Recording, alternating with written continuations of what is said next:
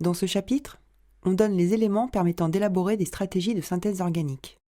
On commence par étudier les structures des molécules organiques avant d'exposer des exemples de stratégies de synthèse.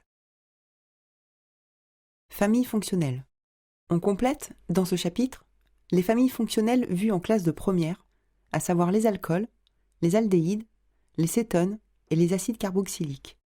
Une famille fonctionnelle regroupe l'ensemble des molécules possédant le même groupe caractéristique dans une configuration particulière. Un halogénoalcane est une molécule dans laquelle un atome de la famille des halogènes, c'est-à-dire un atome de fluor, chlore, brome ou iode, est lié simplement à un atome de carbone. Un ester est une molécule possédant un groupe carboxyle dont l'atome d'oxygène simplement lié à l'atome de carbone est lié à un autre atome de carbone. Une amine est une molécule possédant un groupe amine dans lequel un atome d'azote est simplement lié à un atome de carbone d'un groupe alkyle. Une amide est une molécule possédant un groupe amide dans lequel un atome d'azote est lié à un groupe carbonyle, c'est-à-dire un atome de carbone doublement lié à un atome d'oxygène. Structure de molécules. Il existe, pour une formule brute donnée, plusieurs formules développées possibles.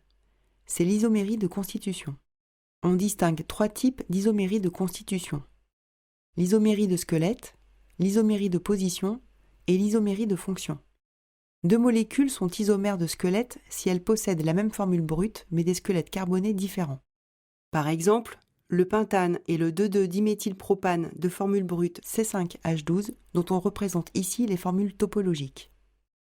Deux molécules sont isomères de position si elles possèdent la même formule brute et le même groupe caractéristique, mais que celui-ci occupe une place différente dans leur structure. Par exemple, le pentane 2-al et le pentane 3-al. Enfin, deux molécules sont isomères de fonction si elles possèdent la même formule brute mais des fonctions différentes. Par exemple, le butane 1-ol de la famille des alcools et l'éthoxyéthane de la famille des éthers oxydes.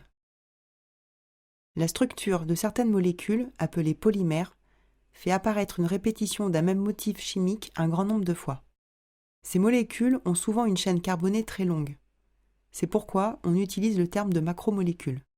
Elles résultent de l'association en chaîne, appelée aussi polymérisation, d'un grand nombre de monomères. Un monomère est une molécule simple possédant une liaison multiple.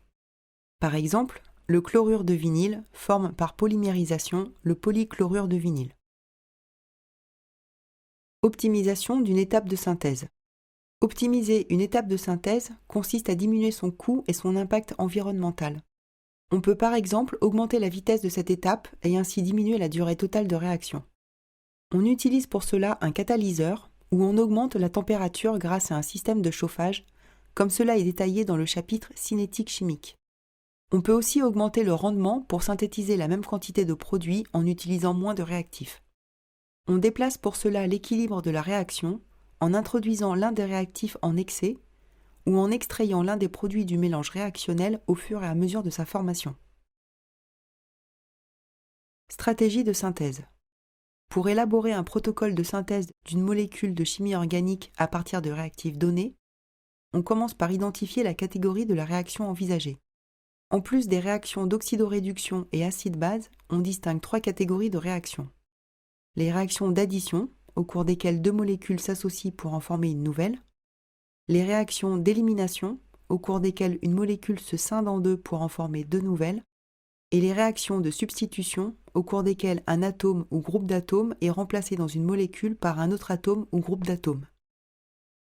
Les molécules polyfonctionnelles portent plusieurs fonctions qui peuvent réagir simultanément avec le même réactif.